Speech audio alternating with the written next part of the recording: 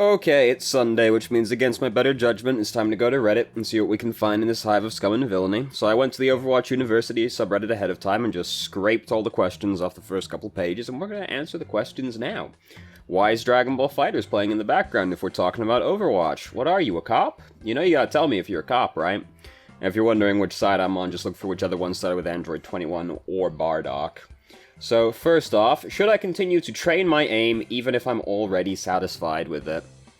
And, yeah, you know, it can always be better, can't it? You know, you're not a cyborg, you don't have 100% accuracy, so why stop trying to improve if you can feasibly still improve, right? So, and this was in the same post as that. Can I carry my team out of bronze or silver as Widow or Tracer? And then specifically, is it possible to get good enough where even if no one plays support, you can still carry and win? So, yes, it is possible to be that good. At least in bronze and silver, I think after a point it no longer becomes possible to carry, even if no one picks support. I guess it is still possible, but you'd need to be a god. The thing is that, yes, it is possible to do that, even if no one plays support, but, like, if you're in bronze or silver, you probably won't get to that point. Like, you need to be really good at the game to be able to do that. So, yes, it is possible, but very hard to do that. It is definitely possible to carry a team out of bronze as Widow or Tracer. It's gonna be hard to do that. We have a question that ties into this later as well, but, I mean, it's one of those things where people always say, well, if you're gonna try and carry yourself out of bronze and silver, you should just pick a DPS and hard carry on them. The thing is, it's very hard to actually do that. It's very difficult to actually hard carry as a DPS. Especially one that's very execution-based, like Tracer and Widow. So, it's not what I'd recommend doing, but, like, by all means, if those are the heroes that you really like to play, you go for it, dude. You play those heroes, and, you know, eventually you'll do it, yeah. It's just they're hard-to-play heroes. That's the thing. So, next up was... Well, this is it was Why Even Bother was the title of it, and then the question was actually, why even bother playing when the game essentially tells you that you suck? And this was a person who got placed in just below gold. They were 1956 or something like that, like right below gold. They got placed, and so basically that was their question. Why bother? The game told me I suck. Why bother continuing to play the game? And the answer is to get better at the game. Like, that's kind of the whole point, right? The game tells you you suck. You're never gonna start playing a game and be a god, right? Like, if it's very similar to a game you've played previously, you might start playing the game and be, like, decent. But, like, you're never gonna play a game for the first time and be, like, great at the game, right? You have to actually, like, work at that. So, like, why? It's just to improve at the game, isn't it? Yeah, the game's told you you suck, but that's kind of what you should expect to happen, like, right? And I mean, it's not even, like, just below gold is the worst it can possibly tell you, right? Like, a lot of people get placed in bronze, like, quite low down bronze. I just found the question quite perplexing. Why even bother playing the game when the game tells you you suck? Like, someone had some very unreasonable expectations for what was going to happen when they started playing this game.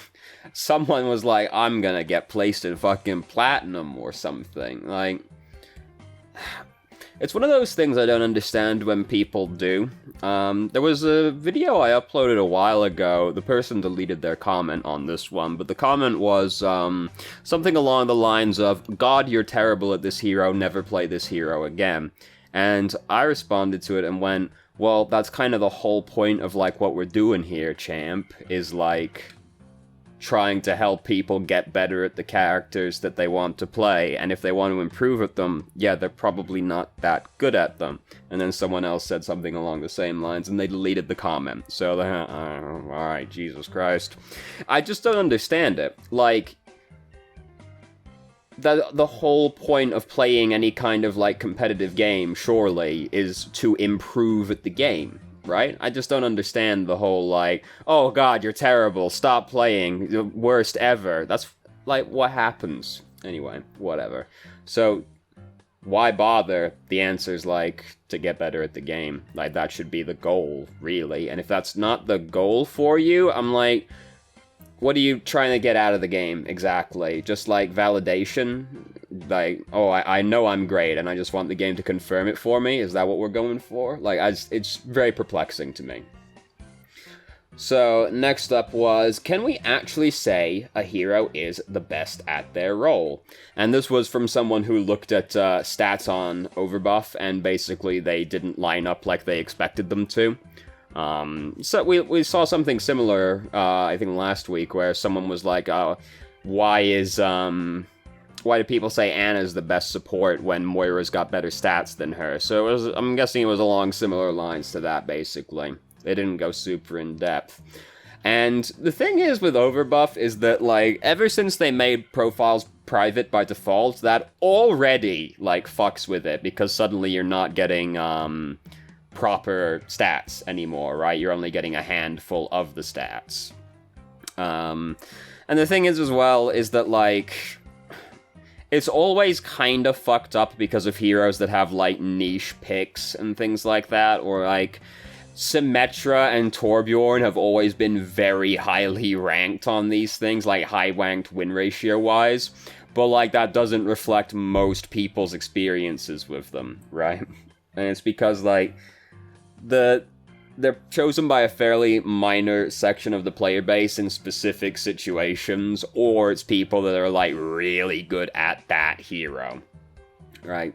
So, like, the stats can often be misleading, is basically the gist of it. Like, if Moira's better than Ana as far as the stats are concerned, people are picking Moira for more specific situations than they are picking Ana, whom they will pick in basically every situation. Moira's also just easier to play than Ana.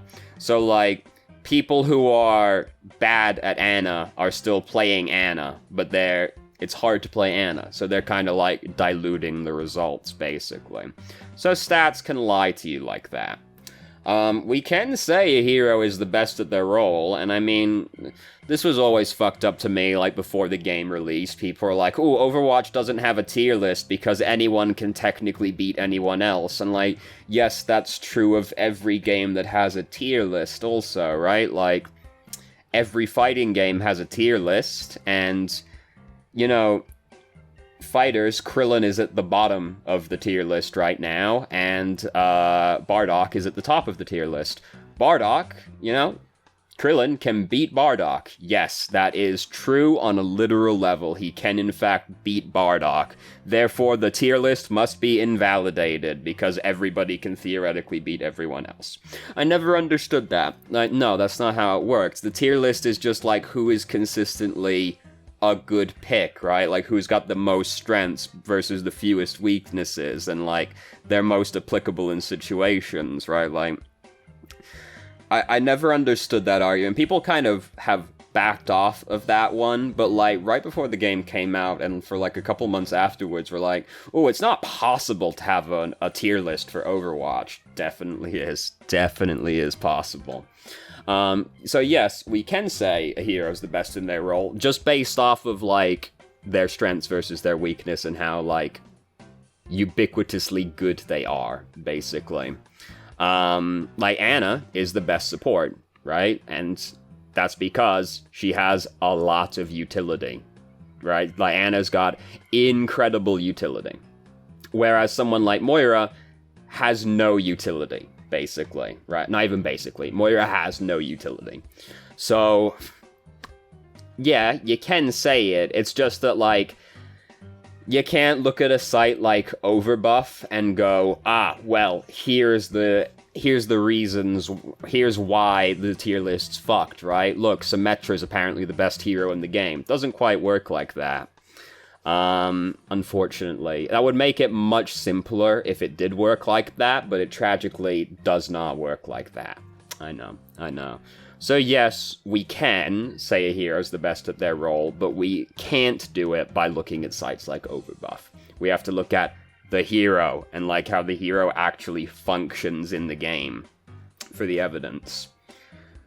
Next up was, how do you use Graviton versus a Zenyatta? And this was basically from a person who was midway through Diamond, I think, and they were very frustrated by Zenyatta players who basically will just hold Transcendence rather purely to use on Graviton. Even if there were other situations they could have used Trance to save their team, they just saved it for Graviton specifically. So they basically wanted to know, do you just hold it, like, a really long time until, Zen's dead or he uses Trance for something else? And that's the ideal situation, is that you either kill Zenyatta first or force Transcendence out of him earlier. This is tragically not always really possible, depending on, like, what your team is, how the Zenyatta is. There are reasons that it cannot be feasible to do that. You don't really want to hold on to any ultimate for an extended period of time, because they were saying like they were holding on to their ultimate for like entire minutes, right? After charging it up, which you really don't want to do. You want to get your ultimate out there as soon as possible so you can start working on building up your next ultimate.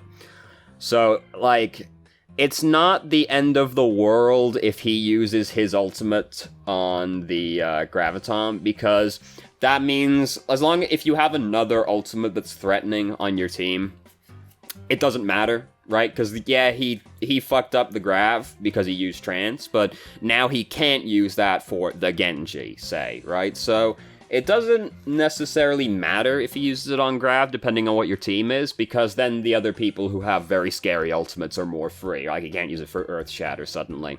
There are other ways around it, because if you've got a Sombra, she can hack Zenyatta ahead of time. These are all tragically going to require a little bit of coordination with your team. I know, how terrible. But, yeah, you can coordinate, like, with Sombra. If she hacks Zenyatta ahead of time, he can't do anything. If you've got an Ana, you can coordinate with her Bio Grenade, because then you can get everybody in the Grav. She throws the grenade in. Trance is not working anymore, because everyone's purple. It is possible to kill people through Grav, or through Transcendence, or it's obviously possible to kill them through Grav, right? It is possible to kill people through Transcendence if you can do enough damage. For example, a nano-boosted Genji can kill people through Transcendence with Dragon Blade, because he does just enough damage with the cut and the dash to kill people through Trance's healing, while nano-boosted specifically. With Batista now as well, like, if you've got the amplification matrix, people can do, like, truly disgusting amounts of damage. So it is possible to still kill people through Trance. So, you know, those are kind of your options. You've got, like, hold it for a really long time until, like, he uses it or dies, or he's, like, separated from his team, something. But, like, you just don't want to hold your ultimate for such extended periods of time. You really want to, like, get it out there as soon as possible. So, try to coordinate with your teammates. Try and coordinate ultimates. Like, if you can crowd control Zenyatta ahead of time as well a little bit, that can be good enough. Like, if he gets Earth Shattered, right? And then, you use Graviton, then he's still stunned for a little while in there. This is not the usual combo you'd go with. This is just the crowd control effect that immediately came to mind. If he's hacked, there's the easier one. Like, if you can coordinate crowd control with him, then it's easy.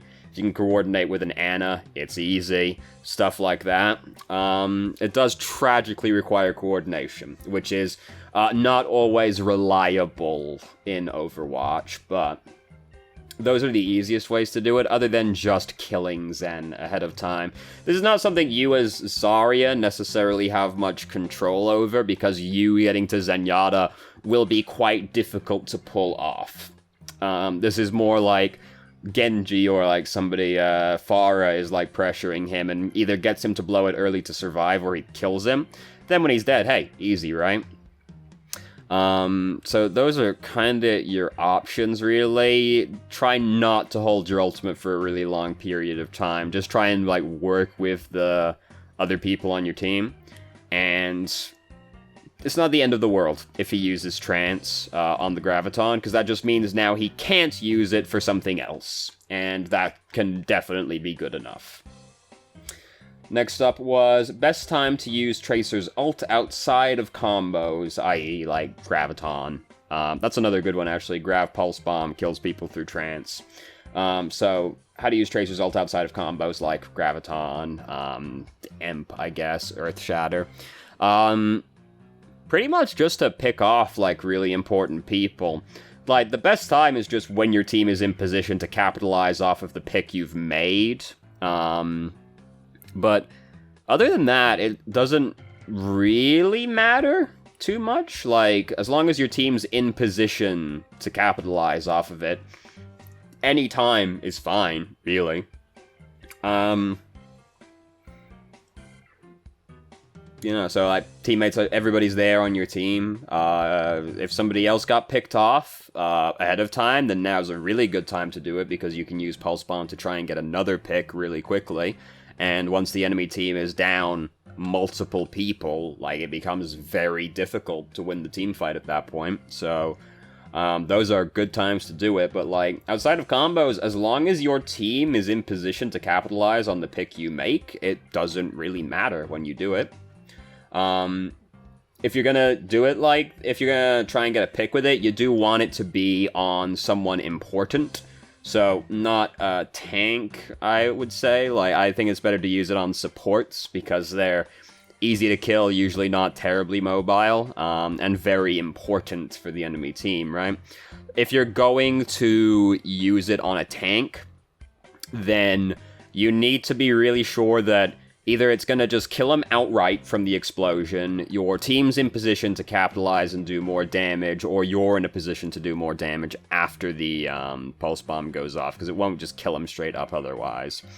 So, like, just try and do it on a support, like, whenever, as long as your teammates are in position, basically. Any time is a good time to pick someone off, as long as your teammates are in position. Next up was, how do you run Winston in Bronze and Silver? So this ties into the other question from earlier. And the person specifically was concerned about it because in Bronze and Silver you don't get, like, coordinated teams. So you don't get to run things like goats, and you don't have coordination for dive comps, right? So that's true enough. Winston is always one of the heroes that I've said is a very good one to play in Bronze and Silver to carry, just because he's very easy to play, but has a very big impact at the same time. Basically, it all is about just, like, punishing people for doing dumb shit, pretty much, and knowing that they won't respond to you appropriately, pretty much. Because if you dive on someone as Winston in Bronze and Silver, like, they aren't gonna know what to do about it, and their teammates are not gonna help them, so it's very easy to jump on backliners and just kind of bully them to death. Now, the thing is that you are pretty much doing it alone, and that basically means you just need to be really careful when you do it. Like, don't go in while your bubble is on cooldown. This is just a good tip for Winston in general. When your bubble is on cooldown, if you're going to jump in, make sure you've got a really good reason to do so, because Winston really needs his bubble to survive once he actually jumps into the enemy team. Winston's a pretty soft tank, so if you don't have Primal Rage or your bubble, like, you're just super easy to kill. So you just find, like, the backliners. The supports are really good ones, because these are the ones that are very important and usually quite far away from their teammates, making them easier to jump on. You just jump on them while they're kind of isolated, bully them, their teammates aren't going to help them, they're going to panic, and you're going to probably kill those people. And that's the ultimate goal, right? So, like, that's pretty much how you run Winston. You just acknowledge that, like, you're going in by yourself, so you gotta make sure that you're not jumping in, like, in the middle of 6 people. You gotta make sure you have your cooldowns, right? You gotta make sure you're not doing, like, dumb shit, basically. But otherwise, hey, like, he's really good at killing people, because they aren't gonna know what the fuck to do. I'm really just watching what's happening right now. He just doesn't know what to do. Alright, I didn't know what to do either, though, and I was just, like, tried to do that. I know that doesn't work against Goku Black, but I tried anyway. So that's pretty much what you do. It's just mostly, like, you have to be careful, because you're going in by yourself. You can't rely on your teammates to help you, so you just need to be careful about when you jump in, and if you have your cooldowns up, pretty much. Other than that, like, that's how you do it. Like, you just pick off those people that are by themselves, because they're gonna panic and not get help. Next up was, what's the best order of things to focus on learning? And this was more or less, like, from the position of starting from, like, absolute zero, pretty much. Like, so, the most important thing to learn in any FPS game, just baseline, is the maps. You need to learn the maps. Any FPS game is going to be that way. Most competitive games are going to be that way. You need to learn the maps. This tragically, like, can be very tedious for you, or just take a very long time, depending on how you want to go about it. Because, you know, you can go into a custom game and just, like, walk around the map and, like, get used to where everything is that way. Or you can just play a lot of games, which is what I did, and that's how I learned the maps. I didn't, like, walk around the maps ahead of time to learn shit. I just played the game a lot. Because that's how I am. But that's always going to be very important. For a hero-based game, then you always need... So, like, number 1...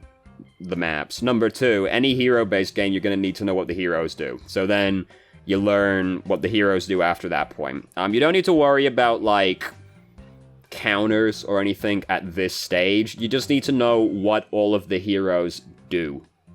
Because if you need to know what the hero you're playing does, obviously, but you need to know what the enemy heroes do so that you know what to play around as well, right? Like, if you don't know what that guy does, how do you know what you're meant to do in response to him, right? Like, you don't know. He's a complete mystery. So those are very important.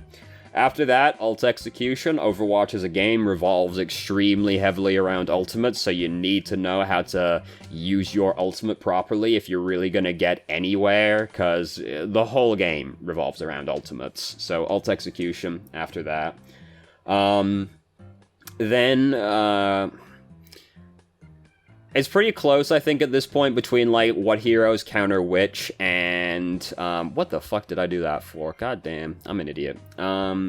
It's pretty close between which heroes counter which at this point, and just positioning. Because both are important. It's difficult for me to say which is more important in that order, but those two are basically, like, directly adjacent to each other. I think I'd say positioning is more important than which heroes counter which, just because positioning is very ubiquitously important, right? So, probably positioning and then hero counter picks, but either way, they're, like, right next to each other. At that point, you want to start worrying a little bit more about, you want to start learning more about what makes a good team composition. Because at this point, like, if you've learned all of these other things, by this point, you're probably getting, like, up gold, somewhere like that, SR-wise, ideally. Not necessarily true, but I would hope so. Because I do think you can break it down to, like, important skills per SR bracket. So at this point, you need to worry about more, like, what makes good team composition, so knowing, like, which tanks synergize well with each other, which healers synergize well with each other, and then how all of those categories interact with each other. Knowing things like Zenyatta works well with flankers, Moira works well versus high DPS teams because she has a lot of healing compared to the other healers. Things like that start becoming more important. Then after that, you need to start worrying about, like, playing with your team. pretty much. Like, you need to worry more about, like, comboing ultimates properly, synergizing abilities, if you're playing an off-tank or an off-healer, helping the other one, peeling for your teammates, things like that. So, like, helping your team basically becomes important after that. And then after that, I don't think there's really one specific thing worth focusing anymore on that point. You'll notice mechanics showed up at no point during this either, because that's something you're always working on improving, is mechanics, just by, like, playing the game. But I think that's the order, so, like, briefly, from most to least: maps, heroes, ult execution, positioning, counter picks, team composition, teamwork. In that order, pretty much, from most important to least important. So, there you go. That's my opinion, anyway. I think that's the kind of thing where I think if you ask anybody, you'll get a different answer, pretty much. But that's my opinion on the order. Next up was, why are my stats so different from account to account? And this was, of course, someone who was noticing that their Smurf account was a higher rank, or a higher win ratio, and higher accuracy, specifically, than their main account. And this is a phenomenally common occurrence, where people find out that they're doing better on their Smurf than their main account. And the reason I think for that is just that people take their Smurf account less seriously, so they're less concerned about it, basically. If you're constantly worrying about your SR and, like, winning and losing, then you're gonna end up doing worse on average, because you're just, like, stressed out about it, right? And you don't want to be stressed out about things. That's basically the same as being tilted. So, like, when people are playing on their Smurf, they're just not taking it as seriously, right? They're like, there's just their Smurf they play with their friends on, they're using it to learn a different role or something like that, so they're just not as worried about it, and as a result, they play better consistently just because, hey, I'm not as concerned about it, so they're more cool-headed while they're playing the game, pretty much. That's why I think it happens, anyway. It's possible MMR plays something into it as well, because, like, if you only had, like, a gold account or something like that, and you got another account because you want to learn to play a different role, or you're a tank player, you want to learn to play a DPS, it's usually something like that. You get another account, then it's possible if you've had that first account for a while, it's, because the new account doesn't have, like, a set MMR, it's possible that you've come into it and you're better at the game now, because you've been playing at the other one. And so the MMR on your new account kind of shakes out to be a little bit better, just because you know how to play the game better. So you start this new account, fresh, no MMR bias previously, now my MMR is better. Just from me being better at the game and having no previous thing to weigh against. So it's possible that happens as well, but I think it is like 99% all mentality. You're just not as concerned about your Smurf account, so you do better on average. And then next, and this is the last question for the week, what are the key differences between a Diamond player and a Masters player? And from my experience, the main difference between a Diamond and a Masters player, it's not like a huge difference, to be honest with you. I think just on average, Master players die less than your Diamond player, because I think Diamond player, like, that's the point where they start to think that they're real hot shit, right? So they're more likely to just, oh fuck, he read the shit out of me right there, what a god. He seemed more surprised than me, though. They don't die as much, and they're better at helping their teammates. Like, I don't see many Diamond players helping to peel for their supports, but I see that happen a lot more. Well, I haven't been in Masters for a while, ever since I lost my main account, but this was the main difference I had observed between the two ranks. Like, Diamond players don't really help their supports that much, they're just kind of leave them to fend for themselves, whereas Master players will actually do a good job of, like, goddamn. We'll do a good job of rotating to actually help peel the divers and the flankers off of their supports. So that's like the main difference that I observed, dying less and actually helping their teammates. Specifically, I'm thinking the supports, but just helping your teammates in general. Like, you can peel for your DPS as much as you can peel for healers, it's just that those are the typical ones that you need to help the most, more than the DPS. Those are, I think, were the biggest differences. Diamond players are real, like, YOLO, jump into 6 people, trying to, like, pop off and kill them all by myself, right? People do that at every rank, don't get me wrong, but I think Diamond is particularly bad for that particular, type of player. And, Masters players, they don't do that, and they help their teammates, pretty much. Those were the main differences I had observed between those two ranks. And look at that, just in time to finish the match. Wow. Incredible. So, there you go. That's all the questions I got for you this week. Kind of a weird collection of questions this week, wasn't it? A few fairly abstract ones compared to usual. So, anyway, thank you very much for watching. If you did, if you have any questions, feel free to ask. I'm more than happy to answer. If you haven't already, you can join our Discord and ask questions more directly and have a conversation about them, or just shitpost with us. I've started streaming on Twitch Tuesday, Thursday, Saturday, 7 p.m. EST till 11 EST. There's a link to the channel in the description below. And if you managed to make it all the way through the video and somehow still enjoyed it, please like the video and subscribe for more content of middling quality in the future, and I hope you found the video helpful.